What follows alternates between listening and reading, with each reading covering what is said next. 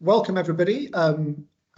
If you don't know me, I'm Rick Muir. I'm director of the Police Foundation. Welcome to our monthly Friday exchange, where we host a conversation with someone in the policing system who has interesting things to say. And I'm delighted today that we're joined by Professor Paul Taylor, who's the Chief Scientific Advisor to Policing, based at the National Police Chiefs Council. And I'll start the conversation with Paul in a moment. Just so you're aware, if people could just keep their cameras off and stay muted. If you have a question, please just put it in the chat function, and we'll come to it that way. I should also say we are recording the session, and we will put it on our YouTube channel. So please do bear in mind this is a public forum. But without further ado, we'll come to Paul. So, Paul, thanks very much for making the time today. I wondered if, just to start, if you could give people a sense of your background and a brief sort of summary of your career today, and how you ended up in the position you are now. Thanks. Well, it's not a career of design. I wasn't somebody who knew their ambition from the age of 14 and went forward. It's one of those rather circuitous routes to where I've been. One that was really delivered by interest. I suppose the seed of my link into policing probably comes from my PhD. I was really interested in, and always still am interested in, human interaction. And did my PhD on crisis negotiation, a large chunk of which was on hostage negotiation, trying to understand how people make sense of other people and helping negotiators make sense of others. And probably you always assign too much responsibility to key events in your past, don't you? But there's no doubt that PhD was a launch stone for me into this area for a number of reasons. Out of it came a model which is still used today and trained across the world in terms of helping negotiators understand the perpetrator's motivations and goals. But more interesting for me was that kind of relationship between science and practice. So here I was, a very young academic with a very theoretical, rich model with big words in articles, and frankly, I read them these days and squirm. And here was a set of police users who thought there's something there, and if we can grasp it and get a hold of it, then we can do something with it. And thereon ended a kind of negotiation between the scientific world and the practice world. And actually, I learned a lot from it. And the cylinder model of today is not the cylinder model that you'd read if you were bored and read my PhD. It's evolved, and I clearly have that interest in understanding how we can get science and its value into a form that is operationally useful. And I think that goes through my career. So after the PhD, as part of that, I advised on several international jobs. Some of them are for counter-terrorism jobs, and that got me into the world of terrorism. I always remember being in Cobra and being asked, what's the mindset of a terrorist? Well, if any of you there know the world of hostage negotiation, it's suicide intervention. From 80% of cases, there's no hostage even. So to be asked about terrorism was a world apart. And I recall saying, if you don't mind, I'll come back at 8 o'clock in the morning and help, and spend all night reading very quickly and ringing friends to understand the psychology of terrorism, or at least the aspect that we were keen to understand. So that brought me into that world.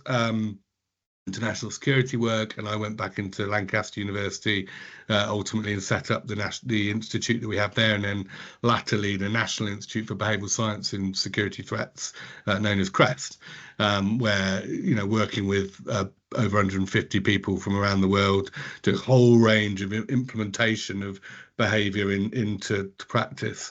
And CREST did many wonderful things, but I think, again, you can see that sense of trying to pull evidence in. And then the CSA for Policing role came up. I am the first Chief Scientific Advisor for Policing. Some might argue an oversight, given that we spend the best part of £2 billion a year on science and technology in policing. There has never been a CSA, but we're not a traditional government department. So unlike traditional government departments, many of which you've had CSAs for decades or a decade plus, we had not. I saw the role and I just thought, well, I can't not go for this. If someone else does that role and doesn't do it the way I would do it, I would feel aggrieved. And I think because a lot of my work is involved with data, So I've done a lot of the data work, and I have the behavioural science background. I think I was able to pull those two together. I think, as we'll probably get onto, if you think about the challenges that policing face, so it's a human business, isn't it? So we need the kind of the behavioural science. We need to understand how to do things, but it is also now a data-driven business, and we need someone who's got the ability to understand the infrastructures that are needed to do data. And I think that combination was probably got what landed me where I am today. And I must say, what an incredible privilege it is. That's great. And could you say a bit about the role? What is your remit, and and how have you approached it? Yeah, thanks. So the chief scientific advisor, and forgive me, this might sound a little bit arrogant. I don't mean to make it sound like that this way, but the CSA doesn't own anything. They don't have an instrument to play. They rather look at the orchestra and help it and help itself conduct a better tune, if that makes sense. So as CSA, I have never coveted and don't want a large office or a large portfolio. But what I want to do is to go throughout the policing estate. So that's into policing, but also with HMP Inspectorate and also with APCC to help them better understand where they can leverage science and technology and help overcome those blockers and those operational challenges. So when I landed as the first CSA, there was no map of the science estate. And in fact, Martin Hewitt and I at the time joked, I said, if you could just give me that sense of what's going on, that would be great, and I'll crack on. And he said, well, you know darn well there isn't one, but that's probably one of the things you would like to establish. So it's not that science and innovation wasn't going on before a CSA. Of course not. Policing, I think, and I've been in several different industries, is one of the most innovative industries there is out there. There's some wonderful stuff going on. But it was very federated, and it's very kind of nascent and coming up through the ground. And so as a CSA, my initial 3 years was very much about setting out a strategy and what we call in the CSA world a science system, a notion of where everything is going on and how it is delivering and where the gaps are so that you can ensure that things are going through. That resulted in the strategy. We consulted over 1,000 people on the strategy. It was very much a strategy of people. It was quite easy to write because everyone said the same thing. Right. Here or there. Do you know what I mean? Everyone knew what should be. And it was just a case of someone putting it down and saying, I think this should be our strategy, folks. Will you all get behind it? But through that process, you learn lots of things. So we learned where the gaps are in the innovation journey from original idea through to embedding it into policing, and tried then to fill those gaps with different programs. So the one that's most familiar to probably most people on the call is the STAR program, Science, Technology and Analysis Research Fund, and that is a fairly small scale fund that gives out money to take local innovation projects and just get them to the point where they've demonstrated their value, to the point where you can say, yeah, do you know what? That one I think is a runner. I'm going to take that further forward. And we didn't really have that before in any organised way. So we kind of filled that gap. So that's been my first 3 years, is building up the system and the strategy. CSAs are a time limited role. So it's a 3+2 role typically. And the argument is, and it's a fair argument, it allows us to speak truth to power because our career doesn't depend on this role. We're not in it for 30 years. We're not worried about necessarily some of the politics you might be if it was your entire career.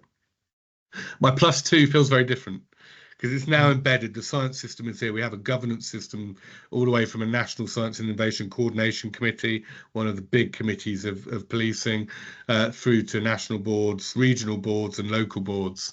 It feels that it's all there. So the +2 feels very much more about enabling now and helping people see through their vision of what the strategy is delivering. Yeah, no, thanks, Paul. That's really helpful. I mean, policing is, I mean, typically people who sort of come into policing or work in policing will say that policing is still way behind where it needs to be in terms of technology. I mean, first of all, do you agree with that? And to the extent that you agree with that, or to the extent that you still think there's a challenge there, what are the What are the big barriers there to making further progress? So I think we need to split the question in half. Are we behind the curve?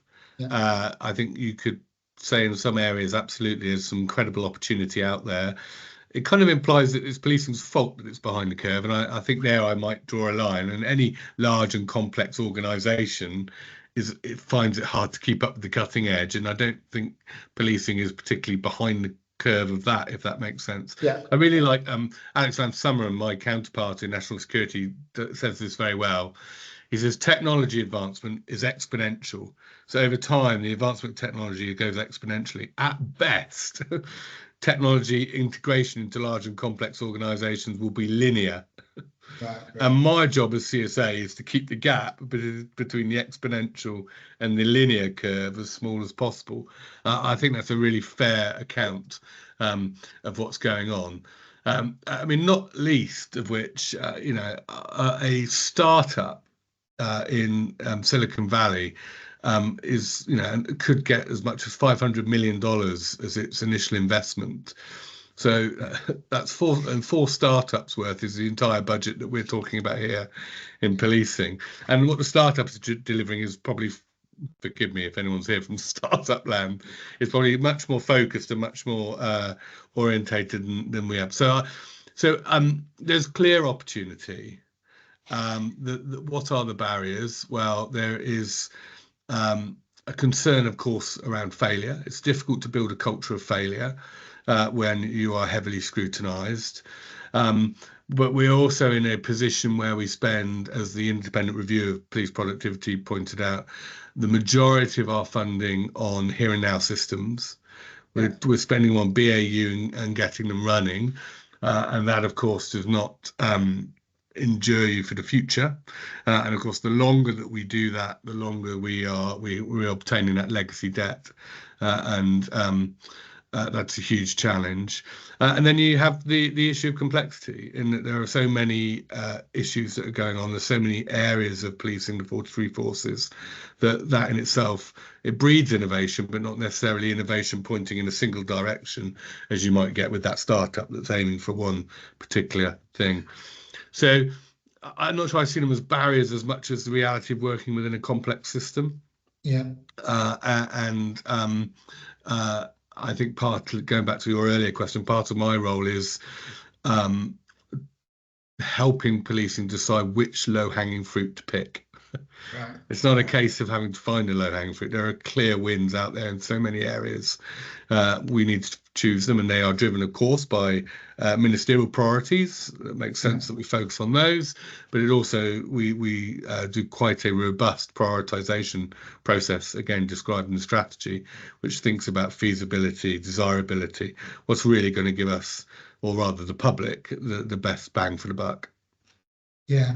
And I mean, one of the issues which sometimes is discussed when we talk about science, technology, innovation, and policing is um, this sometimes what appears to be a contradiction between um, the need to do things centrally sometimes and Mm. the need to let a thousand flowers bloom and get all the innovation and let local policing go on and do its thing. So we know that it's clearly the case that if everyone sat around waiting for someone in Whitehall to flick a switch, then we would be way behind where we need to be, because that's not going to happen. Um, and it may well, in a lot of areas, it's not desirable to have like one thing. It's desirable to have experimentation, innovation, and so on. But at the same time, we know there are big problems in policing around interoperability, around a lack of consistency in the way data is dealt with, and so on, which leans you towards saying, well, actually, you need some more robust central sort of oversight of what's going on. So I just wonder where do you sort of sit on this quite tricky question? I think it's a great question. I've spent a lot of time thinking about it. We could probably spend the next hour exploring it, and it would be very interesting. There are some things that have to be done nationally. I mean, you couldn't deliver an emergency services system locally, for example, the ESMCP program. Yeah, So there are clearly things that have to be done nationally. Beyond those, though, I feel the dichotomy that's often put between local versus national is a bit misleading.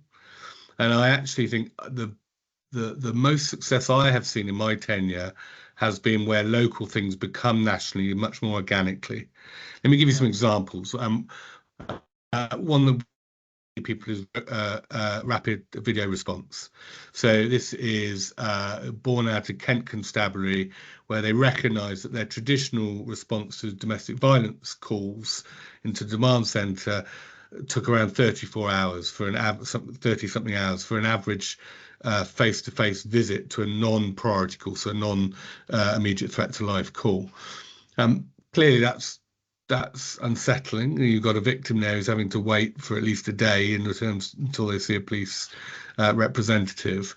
And so a combination of Stacey Rothwell, the champion at Kent, some Cambridge University coming in to do the randomized controlled trial, and a company called Good Sam who have the technology. They've come up with a video alternative where when you call as a domestic violence victim, you have the opportunity to speak to an officer who's in the control room. If you choose to do so, you get a response on average by 3 minutes.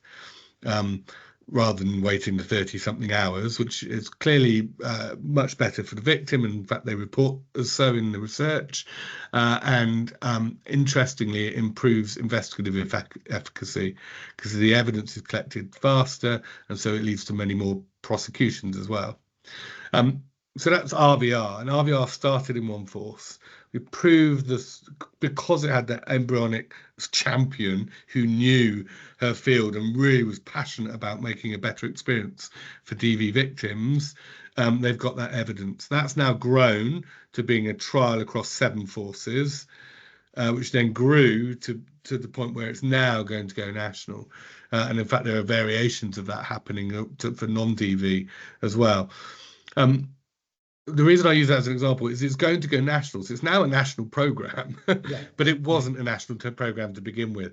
And so I have been, as you, I think, know, Rick, been a big champion of local to national in the sense that I think local provides you a champion, someone who really knows the problem, as opposed to it's quite hard as a national person to really understand what it's like on the ground unless I go and work that job for a long period of time.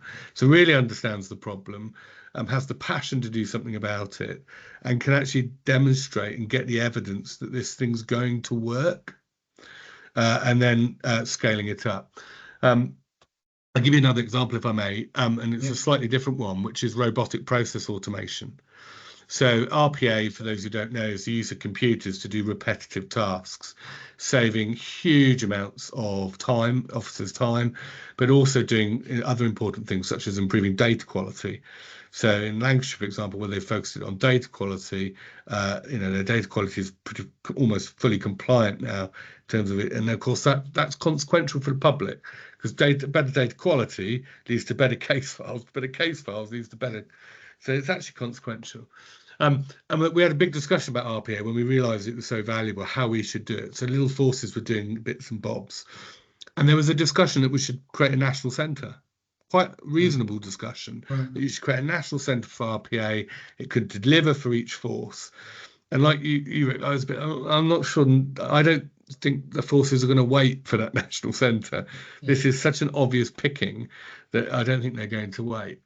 Equally, it looked really difficult for us to invest in 43 different RPA capabilities in 43 different forces, not least because some of the forces don't have that capability at all, and perhaps ought to borrow from the larger neighbouring forces and so on. So what has happened there, and I do think it's the right approach, is that we've got regional centres of excellence.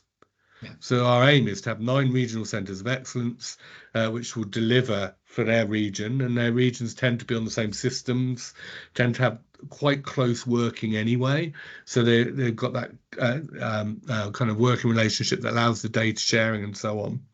And so there's another example where those regional hubs are in effect delivering nationally, but they are not a centrally held national system. So I think the dichotomy, sorry, it was a bit of a long answer to a very sensible question, but I think the dichotomy is probably more complex than people realise. But that notion of growth is important. And this one, when I talk to industry, just as a side, often SMEs and others are really, oh, I want, if I demonstrate this in one force, then I can go national, right? You'll buy it nationally. It's not going to work like that. No. You can demonstrate it in one bit of one force, one borough, great. Then we might put it into the force level. Then we might do it regionally, and then we will do it nationally. There has to be that incremental. I think that's the reality of the policing system. You mentioned industry, and I think I've been doing some work recently talking to lots of people in industry about how they engage with policing, and I'm sure you have similar conversations with them. How do you? I mean, it seems to me one of the barriers that's been put to me is almost like industry sometimes not understanding policing sufficiently enough, and policing not understanding industry and the technology sufficiently enough, and that these two things, and so they're not quite always coming together in the way they ought to. I mean, what would you say about that? What's the way to get a much better working relationship between the two sides of the market? Yeah, so I entirely agree. I'll give you my own anecdote. Early on, I think week 2 of my CSA hood, I attended an event where industry had been asked to solve a particular challenge, and they stood up and they presented some, really decent pieces of innovation. But you came away a bit lukewarm. It didn't really quite fit what policing needed. And so I asked a few questions, and it turned out that we'd asked them to build this thing, but we'd never given them the data. Right. So they were building things without any sight really of the operational challenge, and certainly no sight of the data. So it falls on both sides, I think, to make that partnership work. There's no single solution. I talked to a few things that we've done in the past and are doing. We set up the Violence Against Women and Girls Partnership together with ESRC probably 2 years ago now, and its focus was to fund academics and industry partners to go and sit next to VORG teams in forces for a period of a month to 3 months. Yes, they did a piece of project work, and that was really valuable, but the real essence of that was to allow them to actually sit together and understand one another's world and understand the challenges and opportunities. That was the real key to that. And we're also doing things like the data science summer school, for example, running at the moment, where again we're bringing data scientists in to work on projects, but it's again to get them to understand the world and our challenges and so on. And we're always interested in the opposite opportunities for police staff to go out and sit there. So I think that interchange is really, really useful. And then there's more infrastructure orientated projects. So we're lucky in the spring budget, which awarded a significant amount of money to policing, to get a couple of million of that to create synthetic data sets, so that we can address that problem I mentioned in my initial anecdote, which is to provide data sets so people can go and play. So industry partners can go and play on the basis that this is not actual, because of GDPR and everything else, it's not actual intelligence data, but it's similarly structured. And once you've got something working on there, come and show it to me, because then I might actually say, well, let's go and do it in the real world. So it's those sort of things to break down and create those barriers. You'll know as well, we've tried to solidify that by publishing the industry charter in March. And so the industry charter just has 5 pillars of a kind of agreement between us and industry, which holds us both to account for things that hopefully will benefit both parties as well. So that's our kind of marker in the sand of resetting the relationship as one of partnership. Yeah. And do you think there are particular issues for SMEs? Because there's a sort of, as you say, one of the challenges in policing is most of the money is spent on current stuff, and a lot of the current stuff has been developed by the kind of the big providers, the kind of a lot of the legacy stuff. And one of the things you hear from startups is, well, it's just more difficult for us to get in. And one of the things they typically say is, chief constables worry about going with a startup, because even though it might be cheaper, it'll probably definitely be more innovative. They worry that about the risk, that it seems like a riskier thing to do. I mean, is there anything that we can do to and actually start going back to your point about localism? Startups probably benefit from a more fragmented system in a way because they can go with a small force and try things out. But is there anything in that SME space that we can do to because it seems to me they're the ones who are coming with the real sort of leading edge innovation. Yeah, so I agree with your assessment. I do think it's harder for them, and I do think they are the, if you want to have an innovative science first policing system, they're the ones you need to encourage. There are several things we can do. I mean, number one on the charter was interoperability. I mean, the fact that we have some of our major data sets as closed access data sets, which means nobody else can access them, is just cutting any innovation off at the source, and frankly is unacceptable, and not something that we're going to consonance going forward, frankly. Because once you've got interoperability, it also de-risks it for the chief constable. So you mentioned that they might be worried, but actually they've got their core system. This is just something that's integrating with that system. So if those chief constables' concerns come to fruition, they haven't lost everything. That core system is still there. So interoperability is absolutely critical and something we're driving forward. The notion of stimulating SMEs is also something that the CSA network, so my colleagues across government and the chief scientist, Andrew McLean, talk about regularly, and it was part of the science framework in terms of creating systems and funding systems that allow and support SMEs in that environment, including for infrastructure. So things like NSIF, for example, the British Bank Innovation Fund, and others are ways to stimulate that. I agree with your assessment in the sense that actually, because we're federated, it's sometimes easier. So I'll often help SMEs bid with forces into Horizon, the European Horizon Fund, for example, where those sorts of collaborations are really, really welcome. Also into Innovate UK. It's just about finding that way through, and it's not an easy win to do it. Yeah. That's great. I mean, just looking to the future a bit. I mean, do you, to your mind? I mean, and I'm sure there's there's loads of things you could talk about here, but just to get a sense of the things that you're most sort of excited about, if you like. What are the big technologies or big technological applications that you think are really going to have a big effect on policing? You know that's the equivalent of asking me Sophie's choice. You know that. I think so. There are things that are quite mature that will have a big effect. So technologically, we're there with beyond visual line of sight for drones. I mean that's achievable now, and in a sense of first using them as first responders and others, that will have a major impact, particularly on rural forces, where they can cut down rather than driving for 3 hours. They can use a drone in the box or have you and get there in 5 minutes. Now that is technologically that is there, but of course it is a way off. It's a way off because we need to understand public's view about how reasonable and when and if we should be doing that, and that's a really critical piece of some of the work that we do together with the Home Office. But we also need to make sure that we meet the CAA's obligations. But so for an immediate piece of technology, you can see that's the sort of thing.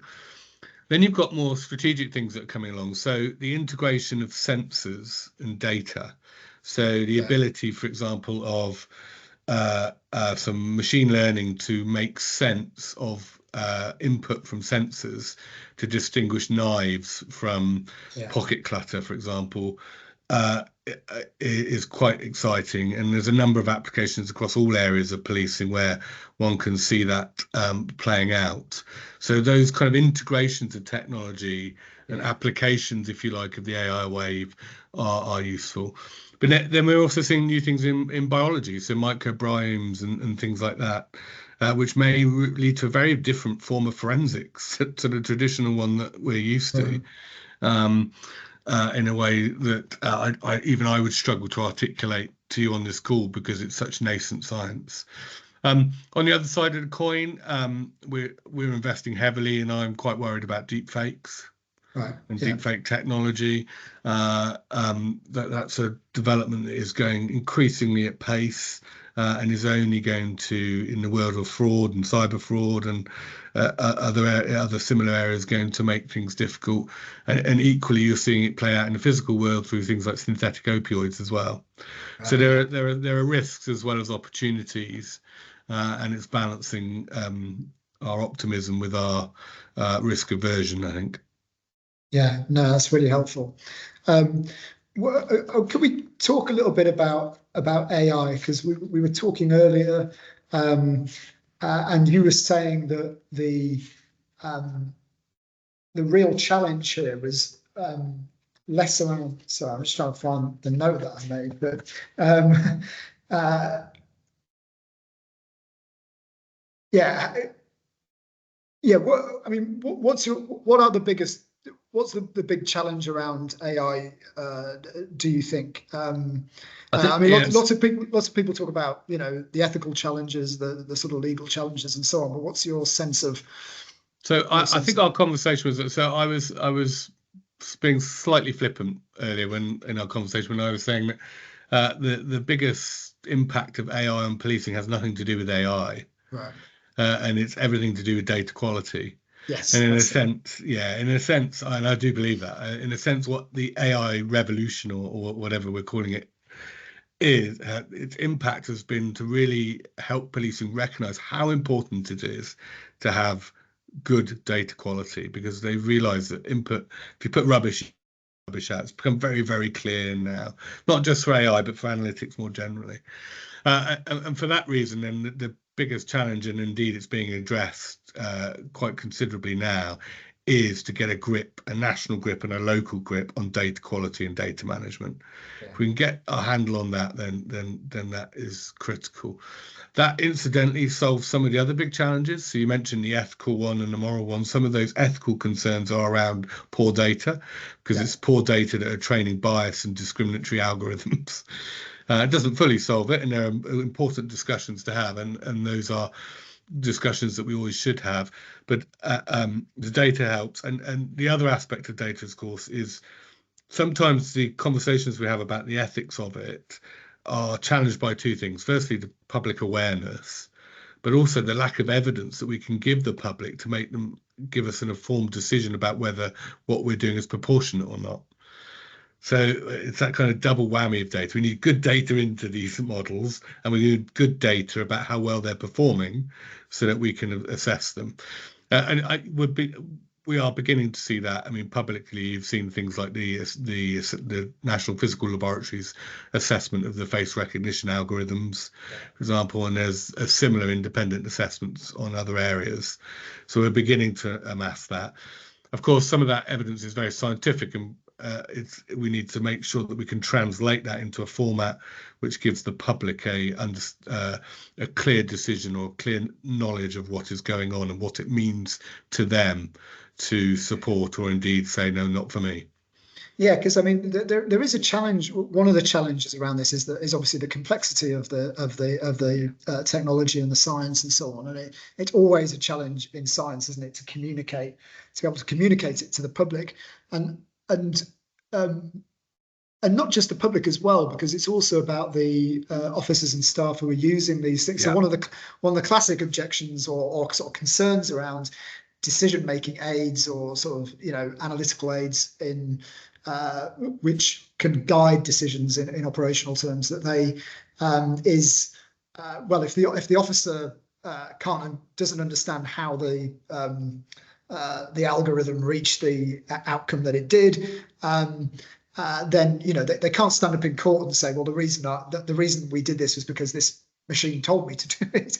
And this is this sort of human in the loop thing, and that you need human oversight. But in order for that to work, you need a certain amount of sort of literacy among the workforce, don't you? In order that yeah, they yeah, can really sort of, which is sort of hard because when you open these black boxes, it is actually quite complex stuff, which I think most of us would really sort of struggle with. So how do you think we need to address yeah. that? Yeah, so I agree. And of course, there are layers. It does depend on what Yeah, you're talking about and who's using it, and is there supervision, and does the supervision have the knowledge? One of the ways to address it is to stop using very, very complex algorithms when a much simpler one does a pretty right. much good a job. Right. And I'm sure we can both think of areas where a sledgehammer has been used where to crack a nut, where actually a very simple thing would work. Um, and that involves using theory to drive your approach as opposed to just simply data mining and finding the thing that works. And that's been quite successful. So I think you can simplify some of the tasks to the point where they're understood. Um, uh, uh, but I entirely agree with you. It's a workforce challenge, and we might get onto workforce in a wee Yeah. bit. But it's making sure you've got the workforce that can understand things. Um, I do think the adage "human in the loop" uh, is a little bit of lazy shorthand, personally. In policing, I should stress, because I know you're recording this, there will always be a human decision maker. But if you think about it scientifically, particularly with some of the evidence in other areas, may become a point where you don't actually want a human in the loop. So, for Right. example, the collision avoidance system on a drone, which stops the drone from hitting, I don't actually particularly see the merit in having a human having to agree with the decision avoidance system. Probably think I should just Yeah. avoid the collision. Um, so there are some, I think, some interesting. I'd stop short of legislative, but there are some interesting intellectual challenges in terms of how we embrace this, and when we insist on human decision makers, and when we accept the machine maybe making a more and a less biased decision. Yeah. Do you think there are any issues around, and this could go in all sorts of different directions, and do well, let me put it in this way. Do we know yet what the impact of using more automation, artificial intelligence, etc., uh, in policing? Do we have any sense yet in terms of evidence around what the impact of that might be on public trust and confidence in the police? Because this, I mean, it's quite a difficult issue, and I'll just explain where I'm coming from, which is that uh, you know there are some. I was online the other day trying to get through to HMRC about a trying to claim back some tax, and up pops the little chatbot and says, rather than hanging around on the phone, which was just taking forever, um, can I help? And I was sort of skeptical and thought, oh, I had a very specific thing that I wanted, and I wasn't sure. And basically, I just sort of typed it in, and it sent me to a web page where I just had to press a button, and it said, claim your tax back here. And sure enough, the money came into my account in a couple of days later. So I was very satisfied with that. That was great. So I've got, so my trust and confidence, or my satisfaction, is pretty high. But of course, there will be other situations where you will need that more relational element, where people want to really talk to a human being. People want the affirmation of talking to a human being, and everything that goes around there when someone's being in a traumatic situation or whatever. I mean, do we have any sense yet of the implications of this? And I don't know, is this just something we have to keep an eye on? Because I think we can see the benefits, but also, there are some Mm. risks in terms of trust and confidence as well. Yeah. So the answer is yes and no. And it's actually quite a hard question to answer authoritatively, certainly from a science perspective, because we operate such a high bar. We're not, in many of our systems, we're not going to tolerate any false alarms. Yeah, So there shouldn't be any negatives. But the consequence of that is that we will miss some uh, hits, to use yeah, the technical term. Um, and of course, the cost of those not going into the policing system could be quite consequential, but they would never register on the system. So it is quite a hard one to answer. But for automation, what you're seeing is lots of secondary benefits. So if you take automatic redaction, something that we is now available nationally to forces to adopt through a number of options, that reduces the time to redacting documents significantly. So it drives efficiency within policing, which means we can do more cases. But it also means that there's a more efficient process through to the criminal justice system. Now, that ought to lead to more trust and a better experience for those who are in that system. So there's a secondary benefit there. And there are many examples of automation delivering that secondary benefit, even quite niche examples, which I never knew, that, for example, that, solicitors need to phone up forces to understand whether their case is still live or whether it's been closed. Well, now we've automated that with a nice piece of RPA, so they get the automation quicker, which means that the individual concerned knows quicker, and we're not wasting time of others. So, a very niche example, but you can see there are lots and lots of secondary positive benefits. So you then have to stack those up against those false alarms that might be occurring. Those big, the biggest being, of course, some form of miscarriage of justice that we need to be alert to. There is no direct comparison that I'm aware of, because there's just so many different areas that you could look at. Yeah. Yeah, no, thanks. And I just want to say, if you're on the call and you have a question, then please do put that in the chat. So if you've got a question or a comment, just put it in the chat, and I'll relay it to Paul. So you talked about workforce, and it'd be good to get into that a bit, because obviously people focus a lot on the technology and probably less on the people side of the picture. What do you think? Well, I guess, is the police workforce set up as it currently is in terms of its skills, its knowledge, etc., to make the best use of the new technologies that are coming through?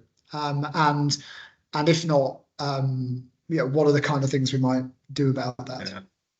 Yeah, no, I'm glad we're talking about workforce. The irony is, as CSA, most of what I do has nothing to do with science or technology, and has everything to do with governance and people and all of that go in with that.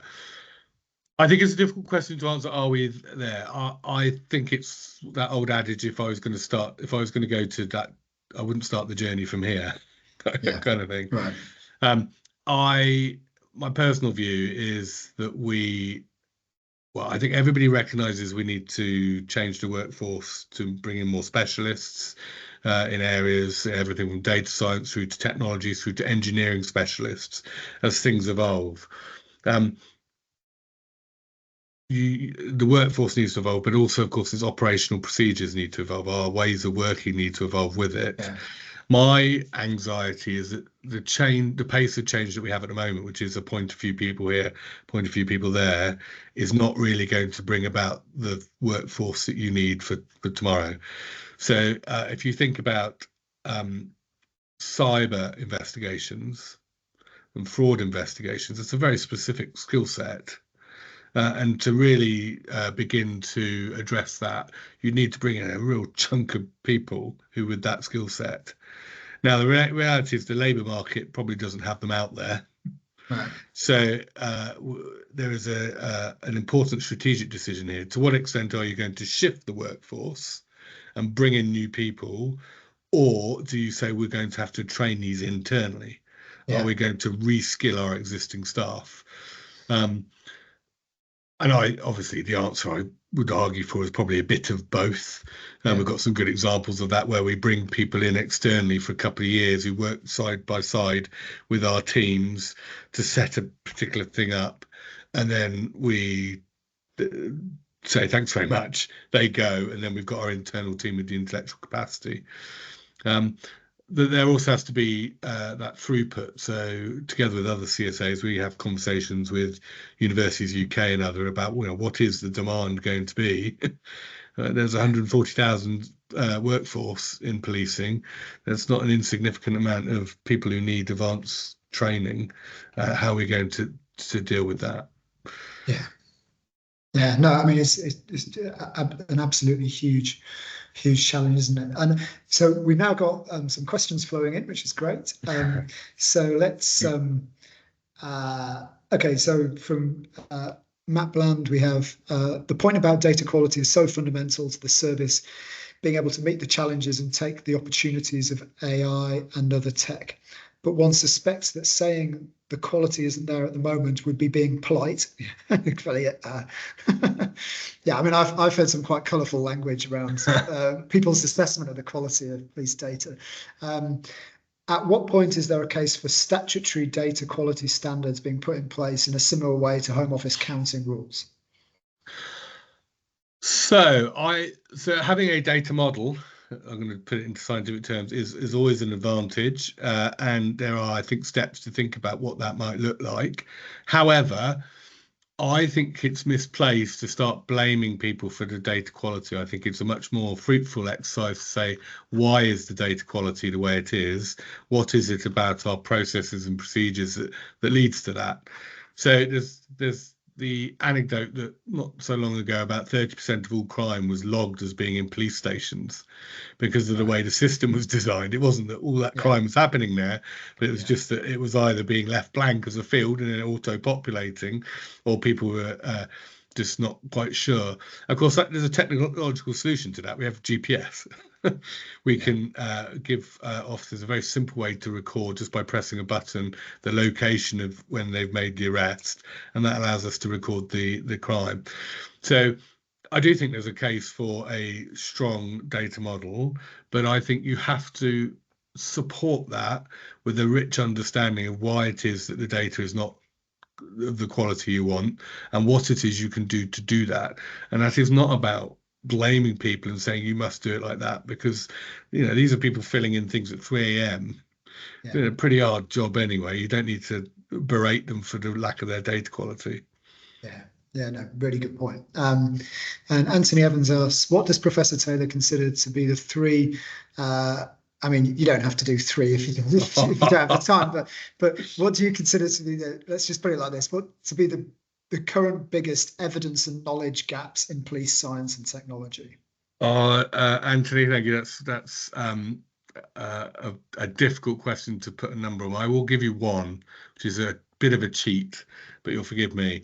And that is, we are bereft of evaluations, particularly cost benefit evaluations.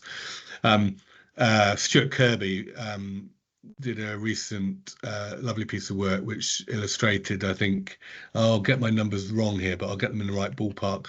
I think it's that health has something like 800,000 over the last 10 years. Health has something like 800,000 cost benefit evaluations. Education has something like 40,000, and Stuart could only find about 240 for policing. Wow. I have my numbers wrong there, but that's the kind Yeah, of yeah, orders of that's it. magnitude. Yeah, yeah, And I mean, that's critical. How can we ask our PCCs and our chief constables to make evidence-based decisions about what to do in critical areas, including safer streets and including violence against women and girls, if we don't have some strong, robust evidence on which to base our decisions? Um, I think that has to see a sea change. We have to find a way to invest strongly in that evidence, and accept that it may take it will take a few years before that has an impact for us. That, as you know, it takes years to run these yeah, studies, yeah. and you have to run more than one of them to get a decent set of data to answer your question. So it's a long-term investment, but one that I think would leave us much richer ultimately. Great, thanks, Paul. And Nessa Lynch asks, great analysis on engaging industry, but how do we engage with the perspectives of the public and communities in decision making around testing or implementing emerging tech? Nessa, that's a really good question. Again, I think it's multifaceted, the answer. So we try our very best from the centre with Science.Police UK, where we publish a whole range of kind of case studies to engage people. We equally go out to local communities and talk about some of the science and tech that's going on.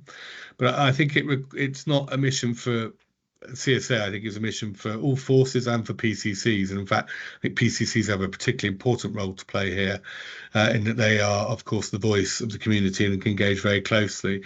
And it's about really speaking to them and increasing understanding there. There's some good examples of things that I remember, the Westminster debates that were done around radicalization and religion, some probably 8 years ago, maybe 10 years ago now, where it really engaged people in quite intellectual conversations about the challenges that were occurring and the changing nature of religion. You could see similar things happening for different bits of technology. And if you augment them with national surveys, augment them with the views of PCCs, it's about building up that richness.